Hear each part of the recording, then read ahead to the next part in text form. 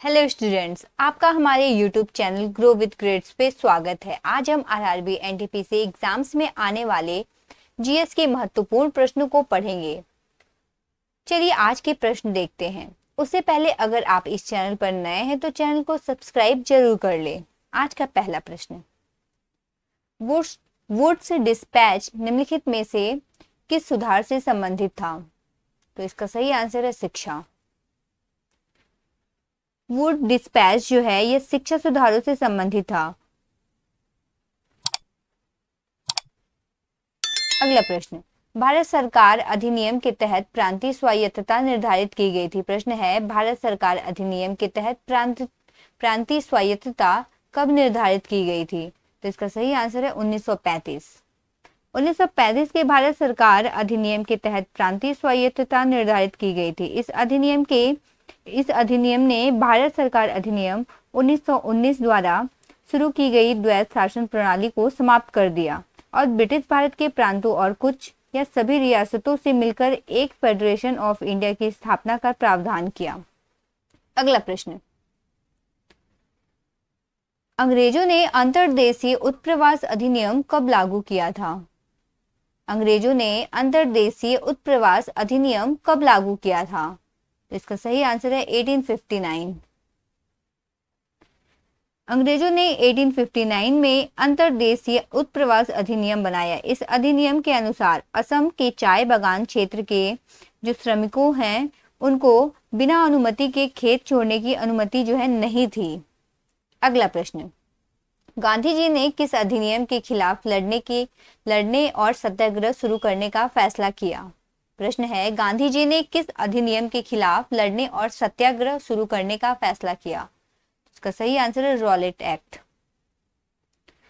Rowlatt act के खिलाफ गांधी जी ने लड़ने और सत्याग्रह शुरू करने का फैसला किया। अधिनियम ने कुछ राजनीतिक मामलों को बिना जूरी के मुकदमा चलाने की अनुमति दी और बिना मुकदमे के संदिग्धों को नजरबंद करने की अनुमति दी। अगला प्रश्न, ब्रिटिश सरकार ने किस वर्ष मुसलमानों के लिए पृथक निर्वाचन मंडल को स्वीकार किया था? पूछा जा रहा है कि ब्रिटिश सरकार ने किस वर्ष मुसलमानों के लिए पृथक निर्वाचन मंडल को स्वीकार किया था? तो इसका सही आंसर है 1909। 1909 में ब्रिटिश सरकार ने मुसलमानों के लिए अलग निर्वाचक मंडल को स्वीकार कर लिया। 1909 में मार्लियामेंटो रिफॉर्म्स ने मुसलमानों के लिए अलग निर्वाचन मंडल की अनुमति दी, जिसके तहत 60 सदस्यों में से 27 जो सीट हैं वो चुनी गई, जिसमें से 5 सीटें मुसलमानों के लिए आरक्षित थी।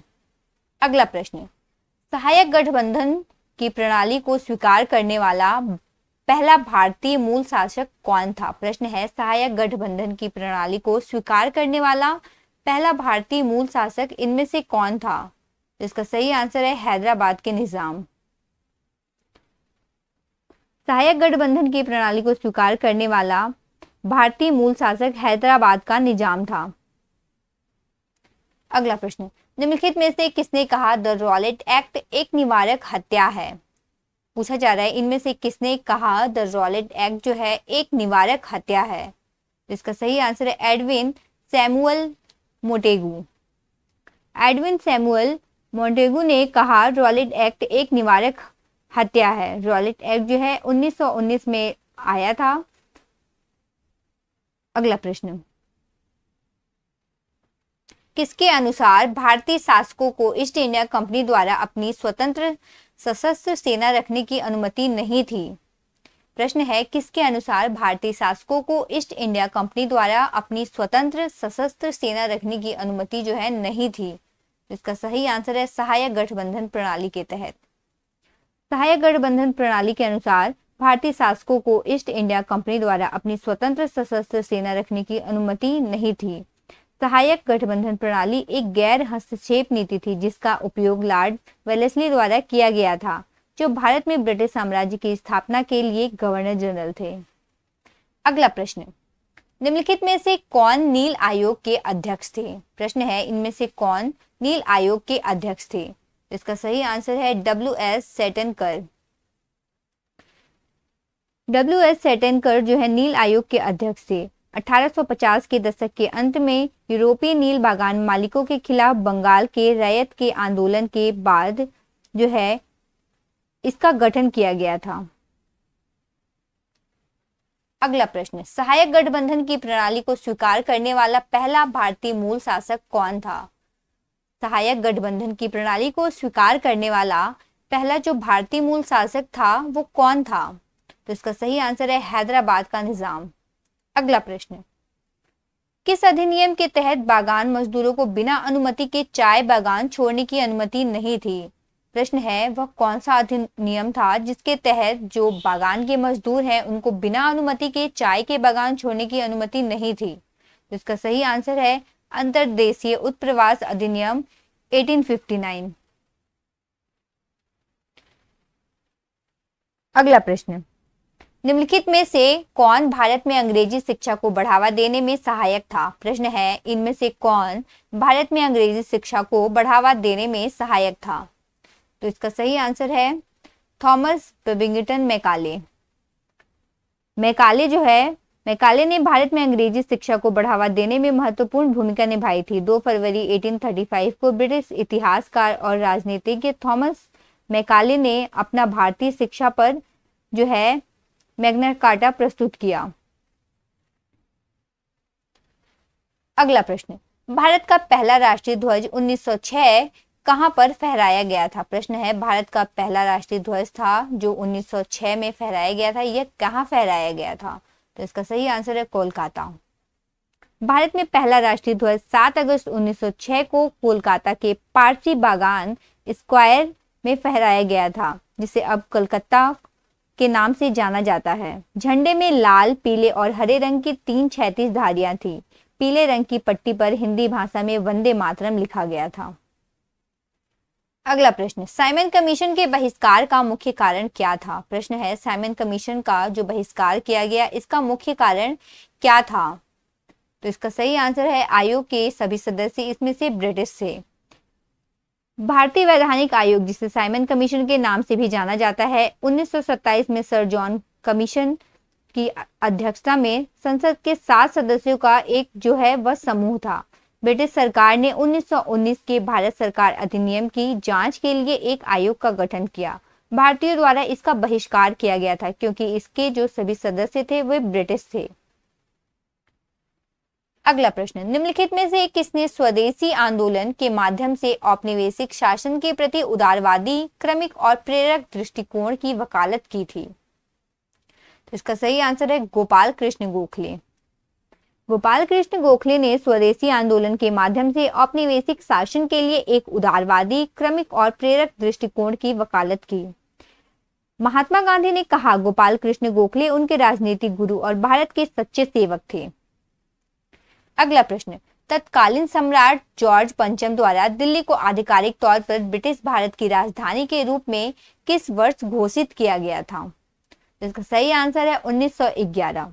नई दिल्ली राजधानी शहर की आधारशिला भारत के तत्कालीन सम्राट जॉर्ज पंचम ने रखी थी। यह आयोजन 1911 के दिल्ली दरबार में हुआ था। अगला प्रश्न, निम्नलिखित में से कौन ब्रिटिश भारत की राजधानी थी? प्रश्न है इनमें से कौन ब्रिटिश भारत की राजधानी थी? इसका सही आंसर है कलकत्ता।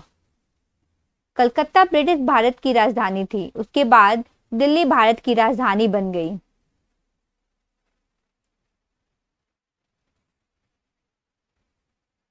अगला प्रश्न, लॉर्ड कर्जन द्वारा बंगाल के विभाजन के पीछे माना जाने वाला वास्तविक कारण क्या था? प्रश्न है लॉर्ड कर्जन द्वारा बंगाल के विभाजन के पीछे माना जाने वाला जो प्रमुख कारण है वह क्या था? तो इसका सही आंसर है अंग्रेजों की फूट डालो और राज्य करो की नीति। लॉर्ड कर्जन द्वारा बंगाल के विभाजन के पीछे माना जाने वाला वास्तविक कारण अंग्रेजों की फूट डालो और राज करो नीति थी। भारत को आजादी मिली, लेकिन आजादी बंटवारे की भयावहता के साथ आई, जब पूर्वी और पश्चिमी पाकिस्तान को अंग्रेजों ने भारत के कंधों से काट दिया, जिसके परिणाम आज भी हमें प्रभावित करते हैं। अगला प्रश्न, दिल्ली दरबार 1911 के दौरान दिल्ली की आधारशिला किसने रखी थी? प्रश्न है दिल्ली दरबार 1911 के दौरान दिल्ली की आधारशिला इसमें से किसने रखी थी? इसका सही आंसर है जॉर्ज पंचम। जॉर्ज पंचम ने दिल्ली दरबार 1911 के दौरान दिल्ली की आधारशिला रखी। 12 दिसंबर 1911 को किंग जॉर्ज पंचम ने नई दिल्ली के कोरोनेशन पार्क में भारत की राजधानी को कलकत्ता से दिल्ली ले जाने की घोषणा की थी। अगला प्रश्न, बंगाल में स्वदेशी आंदोलन के दौरान एक तिरंगे झंडे को रंगों से डिजाइन किया गया था। प्रश्न है, बंगाल में जब स्वदेशी आंदोलन हो रहा था तो एक झंडे को रंगों से तैयार किया गया था, वह रंग बताना है। तो इसका सही आंसर है लाल, हरा और पीला। बंगाल में स्वदेशी आंदोलन के दौरान एक तिरंगे झंडे को रंगों से डिजाइन किया गया था, लाल, हरा और पीला। इसमें ब्रिटिश भारत के 8 प्रांतों का प्रतिनिधित्व करने वाले 8 कमल और हिंदू और मुसलमानों का प्रतिनिधित्व करने वाला एक अर्धचंद्र था। अगला प्रश्न, मुंबई में गेटवे ऑफ इंडिया को किसके स्वागत के लिए बनाया गया था? पूछा जा रहा है, मुंबई में गेटवे ऑफ इंडिया को किसके स्वागत के लिए बनाया गया था? तो इसका सही आंसर है किंग जॉर्ज पंचम। अगला प्रश्न, स्वदेशी आंदोलन कब शुरू हुआ था? प्रश्न है, स्वदेशी आंदोलन कब शुरू हुआ था? तो इसका सही आंसर है 1905। स्वदेशी आंदोलन 1905 में शुरू हुआ था। यह आंदोलन कलकत्ता में शुरू हुआ था और इस आंदोलन का उद्देश्य विदेशी वस्तुओं का बहिष्कार करना और भारतीय सामानों पर भरोसा करना था। अगला प्रश्न, ब्रिटिश भारत में पहला राष्ट्रवादी विरोधी आंदोलन डैश से उभरा? प्रश्न है, ब्रिटिश भारत में पहला राष्ट्रवादी आंदोलन कहां से उभरा था? तो इसका सही आंसर है बंगाल। ब्रिटिश भारत में पहला राष्ट्रवादी विद्रोह आंदोलन जो है बंगाल से उभरा। 1905 में बंगाल के विभाजन ने क्रांतिकारी दर्शन और आंदोलन की नींव रखी थी। अगला प्रश्न, स्वराज भारत की राजनीतिक प्रयासों का लक्ष्य था। दादा भाई नौरोजी द्वारा इस लक्ष्य की घोषणा कब की गई थी? तो इसका सही आंसर है कलकत्ता सत्र 1906 में। अगला प्रश्न, भारत में स्वदेशी आंदोलन किसके दौरान शुरू हुआ था? पूछा जा रहा है, भारत में स्वदेशी आंदोलन किसके दौरान शुरू हुआ था? तो इसका सही आंसर है बंगाल विरोधी विभाजन आंदोलन के दौरान। स्वदेशी आंदोलन भारत में बंगाल विरोधी आंदोलन के दौरान शुरू हुआ था। स्वदेशी आंदोलन, जिसे अब मेक इन इंडिया अभियान के रूप में भी जाना जाता है, इसको आधिकारिक तौर पर 7 अगस्त 1905 को बंगाल के जो है कलकत्ता टाउन हॉल में घोषित किया गया था। अगला प्रश्न, महात्मा गांधी ने साबरमती से दांडी तक प्रसिद्ध नमक मार्च की शुरुआत की। दांडी जो है गुजरात के किस जिले में स्थित है? इसका सही आंसर है नवसारी। अगला प्रश्न, महात्मा गांधी ने भारतीय राष्ट्रीय कांग्रेस के किस अधिवेशन की अध्यक्षता की? प्रश्न है, महात्मा गांधी ने भारतीय राष्ट्रीय कांग्रेस के किस अधिवेशन की अध्यक्षता की? तो इसका सही आंसर है बेलगाम। महात्मा गांधी ने 1924 में बेलगाम में भारतीय राष्ट्रीय कांग्रेस के अधिवेशन की अध्यक्षता की। यह महात्मा गांधी की अध्यक्षता वाला एकमात्र सत्र था और इसे असहयोग आंदोलन को संबोधित किया गया था। अगला प्रश्न, लंदन में आयोजित दूसरे गोलमेज सम्मेलन में कांग्रेस का प्रतिनिधित्व किसने किया था? प्रश्न है, लंदन में दूसरा गोलमेज सम्मेलन हुआ था तो कांग्रेस का प्रतिनिधित्व इसमें से किसने किया था? इसका सही आंसर है महात्मा गांधी। सितंबर 1931 से 1931 दिसंबर तक लंदन में आयोजित दूसरे गोलमेज सम्मेलन में महात्मा गांधी ने कांग्रेस का प्रतिनिधित्व किया था। अगला प्रश्न, भारतीय राष्ट्रीय आंदोलन के दौरान किसे मानव समाज के प्रतीक के रूप में माना जाता था जो मशीनों और प्रौद्योगिकी का महिमा मंडन नहीं करता है? तो इसका सही आंसर है चरखा। चरखे को मानव समाज का प्रतीक माना जाता था जो भारतीय राष्ट्रीय आंदोलन के दौरान मशीनों और प्रौद्योगिकी का महिमा मंडन नहीं करेगा। महात्मा गांधी ने चरखा उठा करके और भारतीयों को अपने कपड़े खुद बनाने के लिए प्रोत्साहित करके स्वदेशी आंदोलन की शुरुआत की थी। अगला प्रश्न, खिलाफत आंदोलन का नेतृत्व इनमें से किसने किया था? प्रश्न है, खिलाफत आंदोलन का नेतृत्व जो है इसमें से किसने किया था? इसका सही आंसर है अली बंधुओं ने। अली ब्रदर्स ने खिलाफत आंदोलन का नेतृत्व किया। यह शौकत अली, मोहम्मद जौहर, इमरान खान, हकीम अजमत खान और अब्दुल कलाम आजाद के नेतृत्व में ब्रिटिश भारत के मुसलमानों द्वारा शुरू किया गया एक अखिल इस्लामी राजनीतिक विरोध अभियान था। अगला प्रश्न, लॉर्ड इरविन को लिखे अपने पत्र में महात्मा गांधी ने कितने मांगे की, जिनमें से कुछ पर सहमति हो गई और उन्हें गांधी इरविन पैक्ट के रूप में जाना जाने लगा? इसका सही आंसर है 11। लॉर्ड इरविन को लिखे अपने पत्र में महात्मा गांधी द्वारा की गई 11 मांगे थी, जिनमें से कुछ पर सहमति बन गई और उन्हें गांधी इरविन पैक्ट के रूप में जाना जाने लगा। अगला प्रश्न, 1922 में गांधी जी द्वारा असहयोग आंदोलन को रोकने का मुख्य कारण क्या था? प्रश्न है 1922 में गांधी जी के द्वारा असहयोग आंदोलन को रोकने का मुख्य कारण क्या था?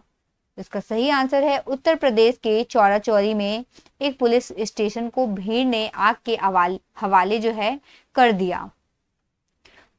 1922 में गांधी जी द्वारा असहयोग आंदोलन को बंद करने का जो मुख्य कारण उत्तर प्रदेश के चौरा चौरी में एक पुलिस स्टेशन को भीड़ द्वारा आग लगा दी गई थी। चौरा चौरी की घटना जो है यह 4 फरवरी 1922 को कब हुई थी? 4 फरवरी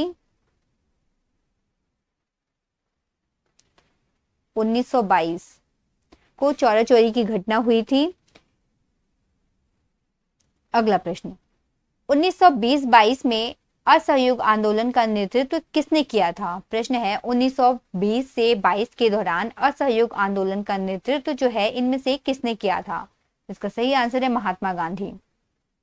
महात्मा गांधी ने असहयोग आंदोलन का नेतृत्व किया। ये जो है ब्रिटिश सरकार से भारत को स्वशासन और पूर्ण स्वतंत्रता यानी कि पूर्ण स्वराज प्रदान करने के लिए प्रेरित करने के उद्देश्य से ब्रिटिश सरकार से सहयोग को रद्द करने के लिए 4 फरवरी 1920 को शुरू किया गया एक राजनीतिक अभियान था। अगला प्रश्न, भारत में खिलाफत आंदोलन के बारे में क्या सही है? प्रश्न है भारत में खिलाफत आंदोलन के बारे में इनमें से क्या सही है? इसका सही आंसर है यह तुर्की सुल्तान के समर्थन में एक आंदोलन था। खिलाफत आंदोलन जो है यह 1919 से 1924 के दौरान हुआ था। शौकत भाइयों मोहम्मद अली और अबुल कलाम आजाद के नेतृत्व में यह हुआ था। यह तुर्की सुल्तान के समर्थन में एक आंदोलन था। अगला प्रश्न, खिलाफत आंदोलन का नेतृत्व किसके द्वारा किया गया था? प्रश्न है खिलाफत आंदोलन का नेतृत्व जो है किसके द्वारा किया गया था? इसका सही आंसर है शौकत अली और मोहम्मद अली के द्वारा। अगला प्रश्न, असहयोग आंदोलन को गांधी जी के द्वारा हिंसक कृत्य के कारण जो है बंद कर दिया गया था। प्रश्न है असहयोग आंदोलन को गांधी जी के द्वारा किस हिंसक कृत्य के कारण जो है बंद कर दिया गया था? तो इसका सही आंसर है चौरा चौरी की घटना के कारण।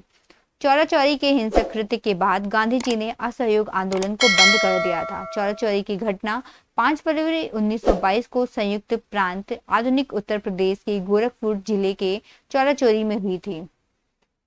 अगला प्रश्न, महात्मा गांधी राजनीति में जो है किसे अपना गुरु मानते थे? प्रश्न है महात्मा गांधी राजनीति में अपना गुरु किसे मानते थे? तो इसका सही आंसर है गोपाल कृष्ण गोखले को। अगला प्रश्न, मार्च 1931 में हस्ताक्षरित गांधी इरविन पैक्ट में निम्नलिखित में से क्या कहा गया था? प्रश्न है मार्च 1931 में गांधी इरविन पैक्ट जो हस्ताक्षरित है उसमें क्या कहा गया था? तो इसका सही आंसर है सविनय अवज्ञा आंदोलन को बंद कर दिया जाएगा, यह कहा गया था। सविनय अवज्ञा आंदोलन को मार्च 1931 में हस्ताक्षरित गांधी इरविन पैक्ट में कहा गया था। गांधी इरविन पैक्ट जो है दूसरे दौर से पहले 5 मार्च 1931 को महात्मा गांधी और भारत के वायसराय लॉर्ड इरविन द्वारा हस्ताक्षरित एक राजनीतिक समझौता था। अगला प्रश्न, 1932 के पूना पैक्ट समझौते पर महात्मा गांधी और निम्नलिखित में से किस नेता के बीच हस्ताक्षर किए गए थे? तो इसका सही आंसर है BR अम्बेडकर। 1932 में ब्रिटिश सरकार की विधायिका में दलित वर्गों के लिए चुनावी सीटों के आरक्षण पर दलित वर्गों और उच्च जाति के हिंदू नेताओं की ओर से महात्मा गांधी और BR अम्बेडकर के बीच 1932 के पूना पैक्ट पर समझौते पर हस्ताक्षर किए गए थे। अगला प्रश्न, बनारस हिंदू विश्वविद्यालय का शिलान्यास करते समय निम्नलिखित में से किसने कहा था कि भारत के लिए कोई मोक्ष नहीं है जब तक कि आप अपने आप को इस गहने से नहीं उतारते और भारत में अपने देश के लोगों में भरोसे में नहीं रखते हैं? तो इसका सही आंसर है महात्मा गांधी। अगला प्रश्न, कौन सा आंदोलन शांतिपूर्ण होने के लिए पर्याप्त नकारात्मक था लेकिन प्रभावी होने के लिए पर्याप्त जो है सकारात्मक था? तो इसका सही आंसर है असहयोग आंदोलन। असहयोग आंदोलन जो कि 1920 में हुआ था, शांतिपूर्ण होने के लिए पर्याप्त नकारात्मक था, लेकिन प्रभावी होने के लिए पर्याप्त सकारात्मक था। अगला प्रश्न, दक्षिण अफ्रीका से लौटने के बाद महात्मा गांधी की जो है पहली बड़ी सार्वजनिक उपस्थिति फरवरी 1916 में किसके उद्घाटन के समय हुई थी? तो इसका सही आंसर है बनारस हिंदू विश्वविद्यालय। दक्षिण अफ्रीका से लौटने के बाद जो है भारत में महात्मा गांधी की पहली प्रमुख सार्वजनिक उपस्थिति जो है फरवरी 1916 में बनारस हिंदू विश्वविद्यालय के उद्घाटन के समय थी। अगला प्रश्न, निम्नलिखित में से कौन असहयोग और खिलाफत आंदोलन का परिणाम था? पूछा जा रहा है इनमें से कौन असहयोग और खिलाफत आंदोलन का परिणाम था?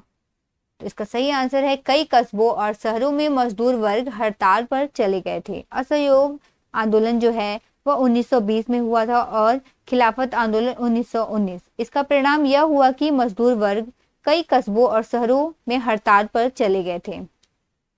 अगला प्रश्न, 1915 में महात्मा गांधी स्थायी रूप से भारत लौट आए। कहां से लौटे थे पूछा जा रहा है, तो यह दक्षिण अफ्रीका से लौटे थे। अगला प्रश्न, असहयोग और खिलाफत आंदोलन कब शुरू हुआ था? प्रश्न है असहयोग और खिलाफत आंदोलन कब शुरू हुआ था? तो इसका सही आंसर है 1920। असहयोग और खिलाफत आंदोलन 1920 में शुरू हुआ। मोहनदास करमचंद गांधी ने भारत को ब्रिटिश सरकार को जो है स्वराज देने के लिए प्रेरित करने के लिए यह आंदोलन किया था। अगला प्रश्न, बिहार चंपारण में किस वर्ष महात्मा गांधी ने सत्याग्रह किया? प्रश्न है बिहार के चंपारण में महात्मा गांधी ने किस वर्ष सत्याग्रह किया था? तो इसका सही आंसर है 1917 में। बिहार के चंपारण में 1917 में महात्मा गांधी द्वारा सत्याग्रह का जो है गवाह किया था। अगला प्रश्न, नील की जबरन खेती के खिलाफ महात्मा गांधी द्वारा प्रेरित प्रमुख विद्रोह का नाम बताइए। प्रश्न है नील की जबरन खेती के खिलाफ महात्मा गांधी द्वारा प्रेरित प्रमुख विद्रोह का नाम बताइए। इसका सही आंसर है चंपारण सत्याग्रह। चंपारण सत्याग्रह 1917 नील की जबरन खेती के खिलाफ महात्मा गांधी द्वारा प्रेरित प्रमुख विद्रोह है। अगला प्रश्न, 1909 में महात्मा गांधी द्वारा लिखी गई उस पुस्तक का नाम बताइए जिसमें सुझाव दिया गया था कि यदि भारतीयों ने ब्रिटिश शासन का सहयोग नहीं किया तो वह समाप्त हो जाएगा। तो इसका सही आंसर है हिंद स्वराज। 1909 में महात्मा गांधी द्वारा हिंद स्वराज लिखा गया था कि यदि भारतीयों ने उनके साथ सहयोग नहीं किया तो ब्रिटिश शासन समाप्त हो जाएगा। अगला प्रश्न, 1917 में महात्मा गांधी को चंपारण तक पहुंचाने में किस व्यक्ति की अहम भूमिका थी? तो इसका सही आंसर है राजकुमार शुक्ला। 1917 में महात्मा गांधी को चंपारण तक पहुंचाने में जिस व्यक्ति की अहम भूमिका रही वह थे राजकुमार शुक्ला। महात्मा गांधी का पहला सत्याग्रह तत्कालीन चंपारण जिले के मोतिहारी की धरती पर प्रयोग किया गया था और इस प्रकार चंपारण गांधी द्वारा शुरू किए गए भारत के स्वतंत्रता आंदोलन का प्रारंभिक बिंदु रहा। अगला प्रश्न, 1916 में दक्षिण अफ्रीका से भारत लौटने के बाद महात्मा गांधी ने किस विश्वविद्यालय में अपनी पहली सार्वजनिक उपस्थिति दर्ज की? तो इसका सही आंसर है बनारस हिंदू विश्वविद्यालय। ये थे आज के महत्वपूर्ण प्रश्न। अगर आपको यह वीडियो पसंद आया हो तो वीडियो को लाइक करें एंड चैनल को सब्सक्राइब करें। Thanks for watching.